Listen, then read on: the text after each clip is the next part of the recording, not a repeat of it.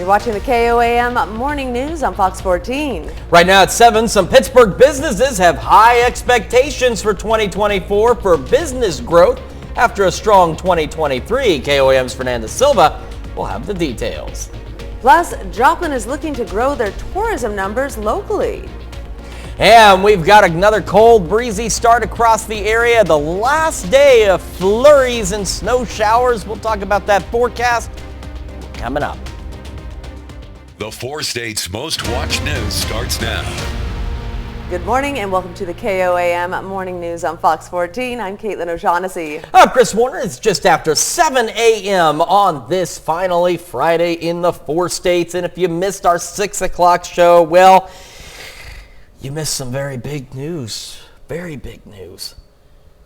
Caitlin is celebrating a birthday today. It's true. It's my birthday. And now she's old. Don't. I'm not going down like that. I'm kidding. I'm not going down without a fight. She's only 3 months older than I am, which means if she's old, then I've only got 3 more months before I'm old. So we're both still young and spry and chipper and I mean, our maturity level is definitely very absolutely, yeah. I think both of us are maturity level cut off at like 16. So, but that's all right. But happy birthday. Thank you, Christopher. Thanks for spending it with us. No one else I'd rather spend it with than you. I'm sure. And you. And of course, and some good news for Pittsburgh businesses. Absolutely. A Pitt State economics professor says that the Pittsburgh area had an unprecedented growth in the number of jobs in 2023, and some business owners express optimism heading into 2024. KOAM's Fernanda Silva spoke to some of them. With the interest rates going up, not as many people were willing to take that jump into purchasing a home. That limited a lot of people who could afford, especially in our area, a home. Brian Jones is the broker owner of Jones Heritage. While inflation affected his business in 2023, he says the company had a great year. In fact, it's one of the better years that we've had. It was even better than the 2020 when prices were through the roof, interest rates were really, really low, but we outsold that year. His positive perspective about 2023 walks alongside Pitt State professor Michael Davidson's. It was a good year. For the Pittsburgh area, we had unprecedented growth in number of jobs. Professor Davidson says there was another positive increase in the area. He says the number of households pushed up to the middle income bracket increased 7.6% in the Pittsburgh area. Local economy is on a good foundation. Very good foundation, but of course the local economy is dependent on the national economy, and if the national economy starts to slow down, we don't know what's going to happen. According to Davidson, the inflation rates have affected the purchase power of the population in Pittsburgh, which directly impacts local businesses. Darcy Schutz is the owner of Books and Bureau. She says she and her family had to establish priorities when shopping. It's a challenge, I think, just like everybody, but just trying to, okay, is this an absolute necessity? Do we need this? Do we want this? Just kind of finding what works for our family. While she knows the same might go to her customers. I think that they provide comfort. But I do understand that it can be, somewhat of a splurge purchase at times. She hopes they will turn more to books in 2024. For an escape, for advice, to find a relatable story. For Jones, the hope is for more sold signs out there. If things go like they should, 2024 ought to be a good year. In Pittsburgh, Fernanda Silva, KOAM News.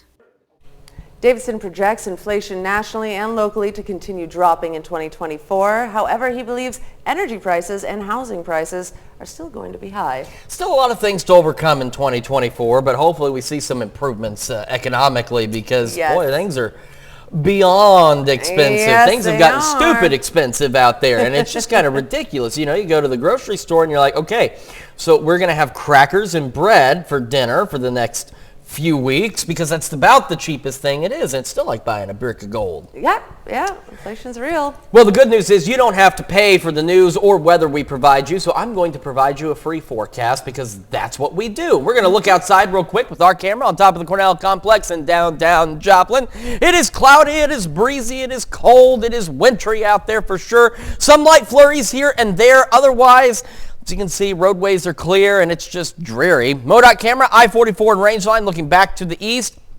We should be seeing a little bit of a sunrise. And we're not, because it is cloudy and it's going to remain that way for a little while longer, and then we're going to start to see some clearing.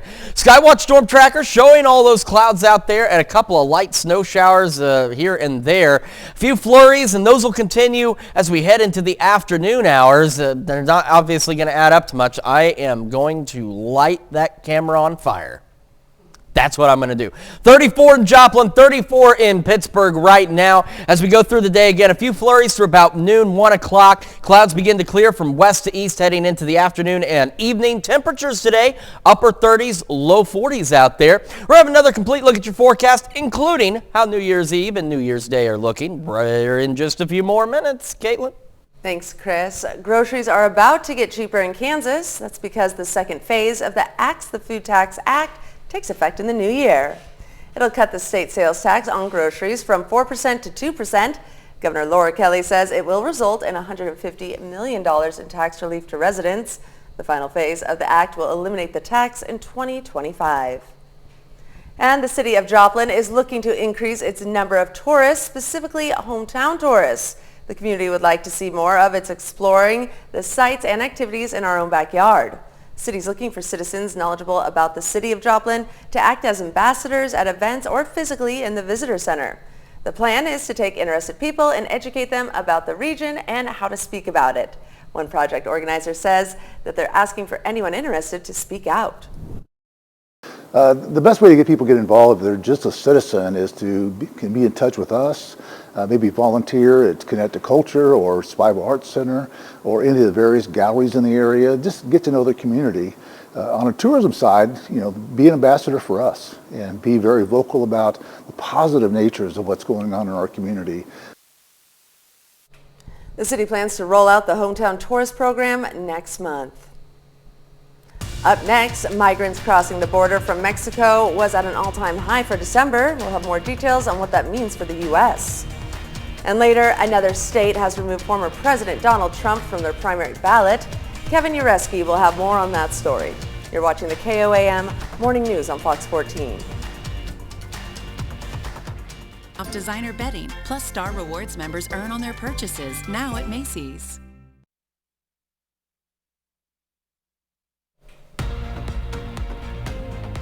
Topping Nation Watch this morning, SpaceX launched its latest rocket Thursday, the liftoff taking place at Florida's Cape Canaveral Space Force Station. The U.S. military's X-37B spaceplane is said to be on a secretive mission that is expected to last several years. No one is said to be on board the spacecraft. The launch was originally set to take place on December 10th and was delayed several times after being plagued with various technical issues. It's also the seventh flight of the X-37B, which has logged more than 10 years in orbit since it debuted in 2010. More migrants illegally entered the United States in the month of December than in any other month in U.S. history. According to the preliminary Department of Homeland Security statistics, U.S. Border Patrol agents took more than 225,000 migrants into custody during the first 27 days of the month. That number does not include legal entries at ports of entry, which has been said to be processing roughly 50,000 migrants a month.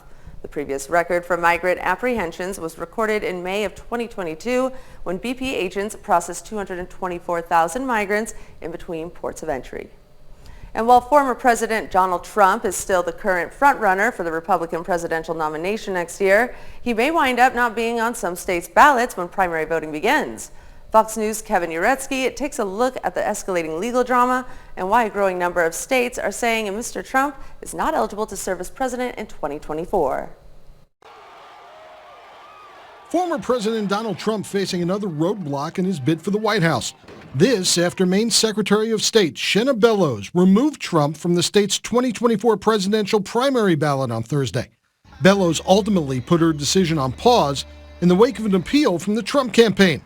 but says her verdict was reached after hearing challenges from Maine residents and former lawmakers regarding Trump's eligibility to be on the ballot. It's a very detailed decision. We lay out why under Maine law, the Secretary of State has the authority, indeed the obligation, I'm duty bound to make this determination. Bellows says Trump's role in the January 6th riot on the Capitol violated Section 3 of the 14th Amendment, which prevents people from holding government positions if they engaged in insurrection. Mr. Trump engaged in insurrection and therefore was disqualified.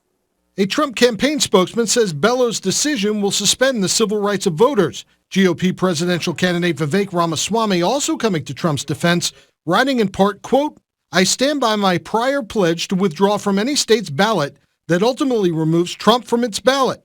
I call on DeSantis, Christie, and Haley to do the same, or else they are tacitly endorsing this illegal and brazen election interference." This all comes after the Colorado Supreme Court decided this month to remove Trump from its primary ballot, also citing Section 3 of the 14th Amendment. But that ruling was also paused after an appeal from the Colorado GOP was filed with the U.S. Supreme Court. Kevin Uretsky, Fox News. Those are our top stories in Nation Watch. Now let's head over to Chris for a quick look at the weekend forecast. Yeah, we've got ourselves another cold one out there today. It is cloudy, and we've got a few flurries, even a couple of light snow showers here and there, but it is going to start to warm up. We'll talk about that in your forecast just after this. And coming up a little later, a family in North Carolina wakes up Christmas morning to find a mess of wrapping paper under their tree. We'll have that story. You're watching the KOAM Morning News on Fox 14. I'm not coming down. Large single topping pizza? Get the second 50% off. Only at Casey's.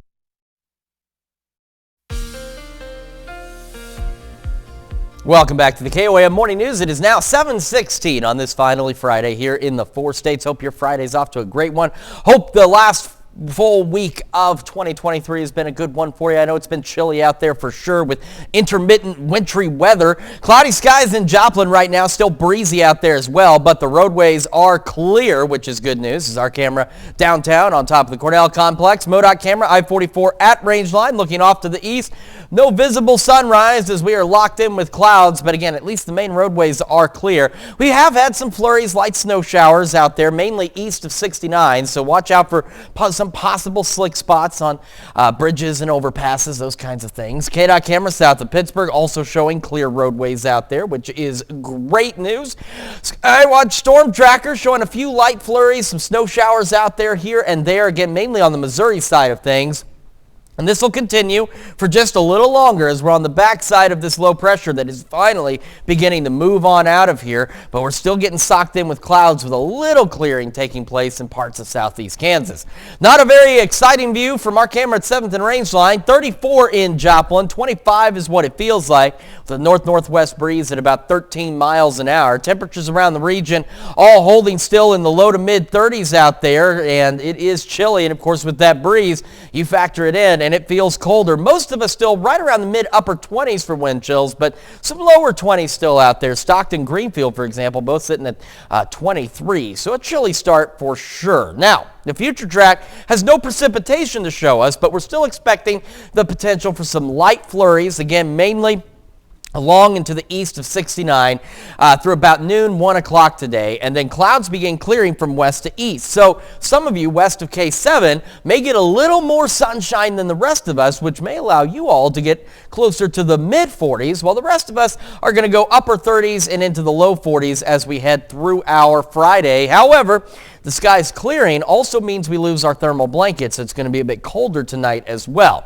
So cloudy skies, a few flurries, still a bit breezy, but the winds will calm down this afternoon as well. We'll be in the low 30s by late morning. Again, highs upper 30s, low 40s. Flurries for some of us tapering off by about noon, 1 o'clock, and the sky is gradually clearing as we head through the afternoon and into the evening and overnight hours. In fact, tonight we're going mostly clear out there, and because of that, though, like I said, it gets a little colder, falling back into the upper 20s. Mid-upper 40s for us on Saturday, partly cloudy skies, partly cloudy for New Year's Eve day, but cooler, low 40s. Cold for January 1st, 2024, partly cloudy, but into the upper 30s.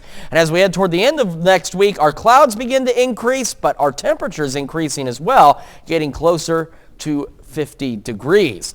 That's a quick check of your forecast. We're back with more right after this.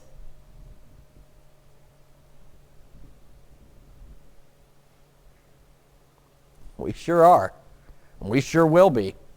Don't you worry. We'll be back. Series MASH, told by the stars who lived it. MASH sits all by itself. MASH, the comedy that changed television, Monday on Fox.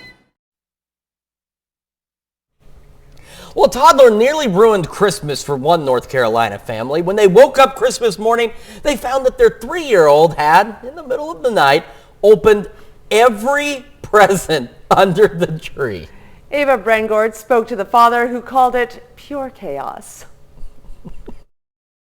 And that was when we went downstairs and my wife discovered that every gift had been opened. When Scott and Katie Rankin woke up Christmas morning, it wasn't the way they expected. Their 3-year-old son decided to get an early look at what Santa brought, opening every Christmas gift under the tree.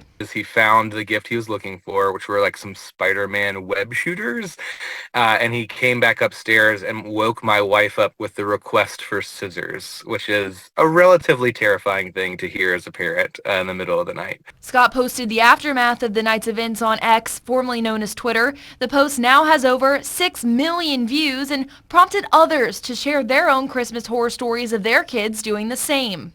The family has 2 other kids, ages 6 and 1. Scott says he wasn't surprised his 3-year-old would do something like this. He calls it pure chaos. I think it just was in both of their heads like something exciting is happening. And he does wake up a lot in the middle of the night. So as soon as he woke up, I think he thought, well, let's go check again. And sure enough, he found a treasure waiting for him. The family didn't have any extra wrapping paper, but they made it work. So she basically had to take everything he had ripped to shreds, salvage it, and somehow rewrap. She just rewrapped the 6-year-old's gifts, but it was enough to kind of like take care of business. Scott says going viral on social media is fun and makes this a Christmas they'll never forget.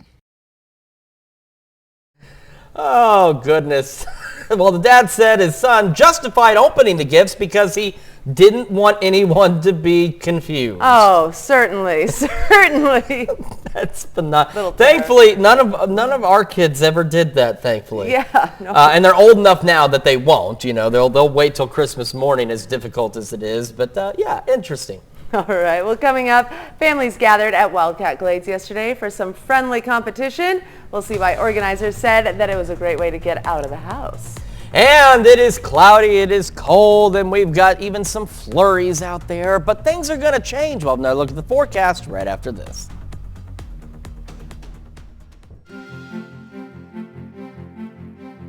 $1,500 cash back on a Ford Escape, only at your Midwest Ford dealers.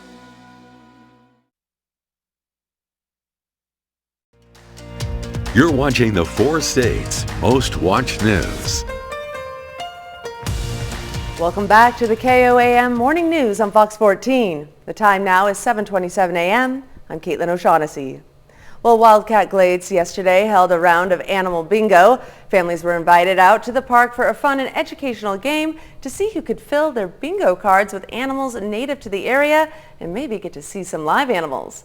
Organizers said it was provided as a great reason to get out of the house. Because first of all, it's a really good way to get out of the house. I think a lot of people this time of year, it's kind of cold, it's kind of dreary, getting some cabin fever.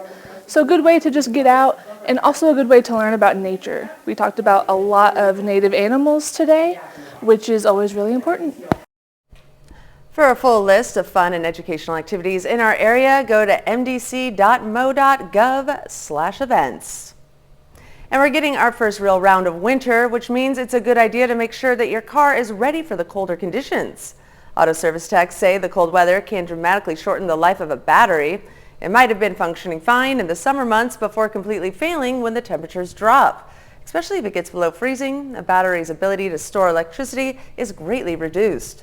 The amount of tech inside of newer cars can also strain the battery's limits. Today's vehicles being as electronic as they are, a low battery can cause a lot of other issues. It makes the alternator work harder. It makes all the electrical systems in the vehicle that are designed to operate on a certain amount of electricity try to operate on less. And as a result, you can have vehicle problems. Also, an all-season tire should be enough for wintry weather, but don't forget to have an emergency kit on hand just in case. And law enforcement in Camden County, Missouri are warning residents to keep the crawl spaces under their homes locked up. This comes after 2 people were arrested following a chase, and one of them hid in the crawl space of a home. Authorities say the best type of lock to use on a crawl space door would be a circle lock, as those are more resistant to bolt cutters. And we've got ourselves another chilly, dreary day out there. So the live look, our camera on the Cornell Complex downtown Joplin. We've got the clouds. We've had some wind. We've got clear roads at least, which is good news. And clear roads from the MoDOT camera, I-44 at range line looking back to the east. However, we have had some light snow showers and some flurries out there. So just watch out for some possible slick spots on bridges and overpasses. And you can see one light snow shower there in north central Jasper County. But that's really about it. We're on the back side of this, so some stray flurries and a few light snow showers will still continue, mainly east of 69. We're sitting at 34 in Joplin and in Pittsburgh. And as we go through the day, we're looking at highs, upper 30s, low 40s. Flurries continue for some of us again through about noon, 1 o'clock. And then we're going to start to see some clearing skies as we head into the evening. We'll have another full look at your forecast here in just a few more minutes. Caitlin? Israeli military forces continue expanding their ground operations deeper into the Gaza Strip. With heavy combat ongoing in the north, troops are also amplifying their strikes across central and southern Gaza. IDF officials say fighting is expected to rage on for several more months until they achieve their goal of eliminating the Hamas terror group from the region. Fox News correspondent Marianne Rafferty reports on the latest. Almost 4 months into the Israel-Hamas war, and more than 100 hostages taken from Israel during the terror group's deadly incursion on October 7th are still in captivity. As outrage grows, protesters continue gathering across Israel, demanding the government do more to secure their release. We are here to protest for our hostages to come back as quickly as possible and to show the youth's strength and to raise our voices. Egyptian officials recently proposed a plan that, if agreed to, would result in another limited ceasefire, where dozens of additional Israeli hostages would be freed in exchange for more than 100 Palestinians held in Israeli prisons. It's similar to the last temporary ceasefire deal, which ended earlier this month. But as IDF troops continue destroying Hamas infrastructure across the Gaza Strip, their blasts are also driving up the civilian death toll. Hamas officials say they are only interested in a permanent stop to the war, and only then would the remaining hostages be freed. We first confirm the movement's openness to any ideas or proposals to completely and definitively stop the aggression against our people in the Gaza Strip. Our people do not want a temporary cessation, but rather a complete cessation of the aggression. But as IDF troops target Hamas deeper into southern Gaza, Israel says it won't stop until the militants are wiped out from the region. Marianne Rafferty, Fox News. And that's a look at our top news stories. We'll be right back with more after this.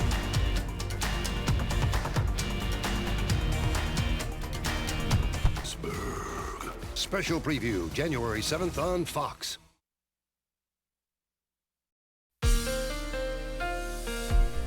Welcome back to the KOAM Morning News. It is now 7:34 on this finally Friday here in the 4 states, and it is a cloudy, breezy, and cold finally Friday here in the 4 states as well. The good news is, despite some of the wintry stuff we've seen over the last few days, roadways are still clear. However, thanks to some flurries and light snow showers this morning, especially east of 69, watch out for some slick spots possibly on bridges and overpasses. But otherwise, main roadways are clear. MoDOT camera, I-44 and range line showing us that, and the KDOT camera just south of Pittsburgh.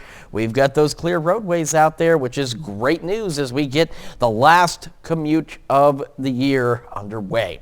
We do have one snow shower, as you can see, into parts of east central Jasper County, kind of paralleling I-49.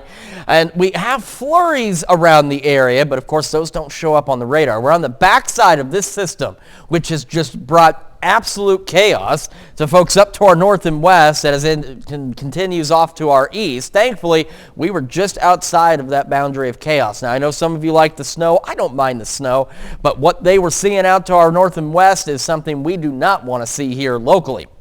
In Joplin right now, it is cloudy. It is 34. It feels like it's 25 with a north-northwest breeze at 13. And those gusty winds, believe it or not, will start to calm down a little later today as well. Temperatures, for the most part, holding right around the mid-30s across the area. Some low 30s out there as well. And you factor in that breeze, and we've got wind chills still hanging out in the 20s this morning. So no matter how you cut it, it's cold out there. Future track, no precipitation, at least no detectable precipitation to show us, but some flurries will be possible again, mainly along to the east of the Highway 69 corridor through about noon, 1 o'clock, and skies will start clearing from west to east across the area. So those of you out west, especially west of K7, you'll see a little more sunshine before the rest of us. So you may actually get closer to the mid 40s. As for the rest of us, though, upper 30s, low 40s across the area for our highs. But as the clouds clear out, that allows us to get colder tonight.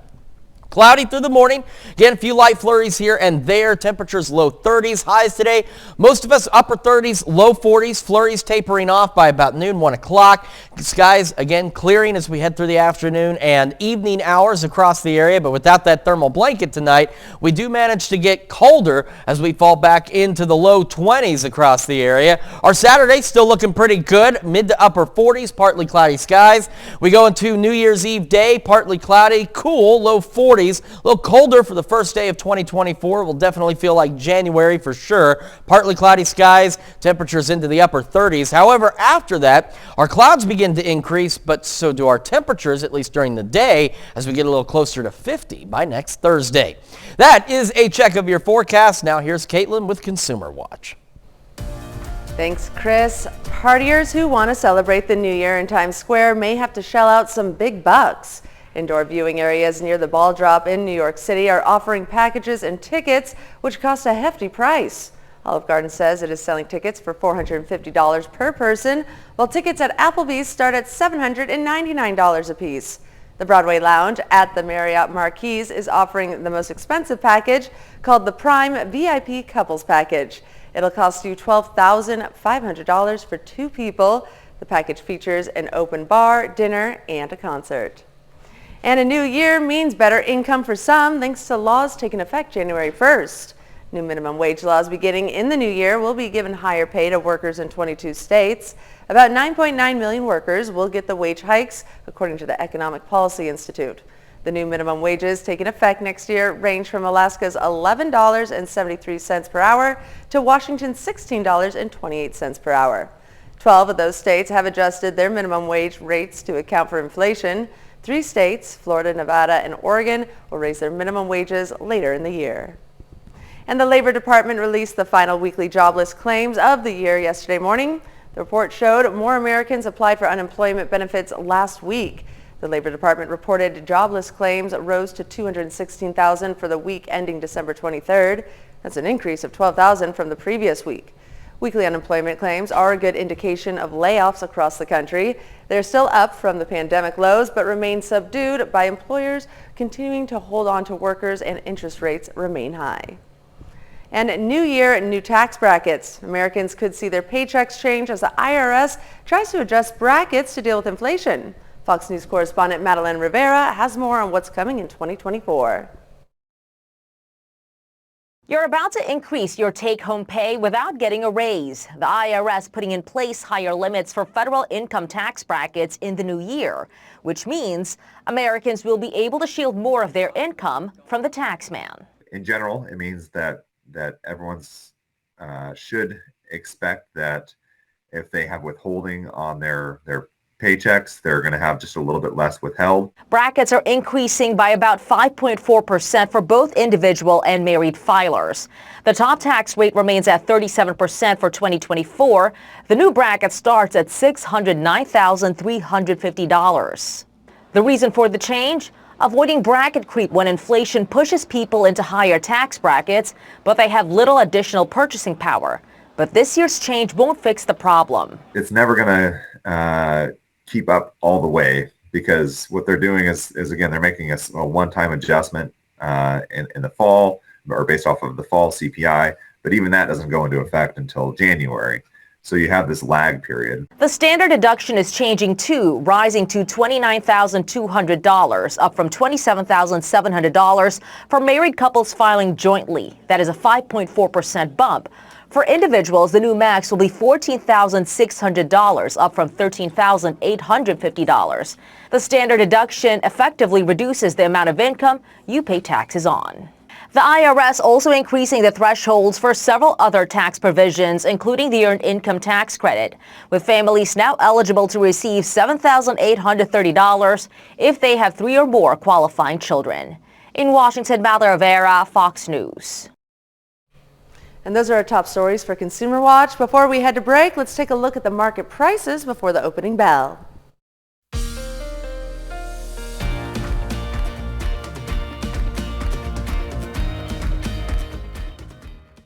I told myself news an hour earlier and then listened to your mom. KOAM News at 9 on Fox 14. Simply more convenient. The Fed's crackdown on inflation, labor flexed its muscle, and Twitter became X. Plus, turmoil in the AI industry and a one-time Silicon Valley star reports to prison. Reporter Jared Hill has to look back at some of the top business stories of 2023. Elizabeth Holmes entered a federal prison in Texas to begin her 11-year sentence for fraud. It was a stunning downfall for the woman who founded Theranos, promising to revolutionize healthcare. Once the star of the cryptocurrency world, Sam Bankman-Fried had his day in court. The founder of the FTX exchange was convicted of 7 counts of fraud and conspiracy and could face decades in prison. It's a warning to every single fraudster out there who thinks that they're untouchable. To cool inflation, the Federal Reserve raised interest rates to the highest level in more than 2 decades. The rate hikes contributed to the collapse of Silicon Valley Bank in March, one of the biggest bank failures in U.S. history. Days later, Signature Bank went under, and in May, First Republic. I'm angry at the economy and at the people that ran and drew their money out. Rate hikes also hurt the housing market. A 30-year mortgage soared past 8% in the fall, driving buyers to the sidelines. Anticipating the end of rate hikes, the stock market climbed higher. By early December, the S&P 500 was up 20% for the year. Labor flexed its muscle with strikes from Hollywood to healthcare to the UAW. The big 3 automakers agreed to hefty wage increases to end a 6-week walkout. It's definitely going to be life-changing for the people. Some big-name bankruptcies in 2023. Rite Aid and Bed Bath & Beyond filed for Chapter 11, and WeWork's bankruptcy continued the downward spiral for what had been one of the world's most valuable startups. Fox News faced consequences for pushing lies of a stolen 2020 election. The media company agreed to pay nearly $800 million to settle a defamation lawsuit filed by Dominion Voting Systems. Stores hired extra security for holiday shopping after a wave of brazen robberies were caught on tape. Target closed stores in 4 states, saying the crime wave was jeopardizing safety. Twitter became X, and hundreds of advertisers pulled out after owner Elon Musk agreed with an anti-Semitic post. He said the boycott would eventually bankrupt the company. I got some Bud Lights for us. Bud Light also faced a boycott after a transgender influencer promoted the beer on Instagram. Right-wing media triggered the backlash, causing Bud Light's sales to slump. The AI company that released ChatGPT to the public had some drama in the C-suite. The board of OpenAI fired Chief Executive Sam Altman. Nearly the entire staff threatened to leave if he wasn't rehired. Within days, that's exactly what happened. Closer I am to find. And Barbie shattered the glass ceiling. The movie, directed by Greta Gerwig, passed $1 billion in global sales. So cool. That's a look at some of the year's top business stories. Jared Hill, CBS News, New York. The first one. From wars to natural disasters and climate concerns, we'll look back at the biggest international headlines of 2023 Monday morning. Got a lot to cover in 2023. Things that you may have forgotten even happened this year. Right. So lots to go over. Quick final check of your forecast here. Another look outside. This is a MoDOT camera, I-44 and Rangeline. The clear roadways are out there, but with a few light snow showers and flurries this morning. Do watch out for some slick spots, bridges, and overpasses. Not much showing up on the Skywatch Storm Tracker, but again, a few light flurries possible possible, mainly east of 69, as the rest of this system slowly begins to exit the area. We're 34 in Joplin, 34 in Pittsburgh. Cloudy skies out there for all of us. Clouds begin to clear later. Flurries for some, again, continuing through about 1, and then we'll start to clear out. And temperatures today, upper 30s, even some low 40s out there. We'll have another look at your forecast and the news you need to know right after this. What's up? It's the Copenhagen Band. Kansas Crossing served aboard the carrier USS Ranger and was awarded the Navy Cross. We're proud to salute David Larson, a four-state hero.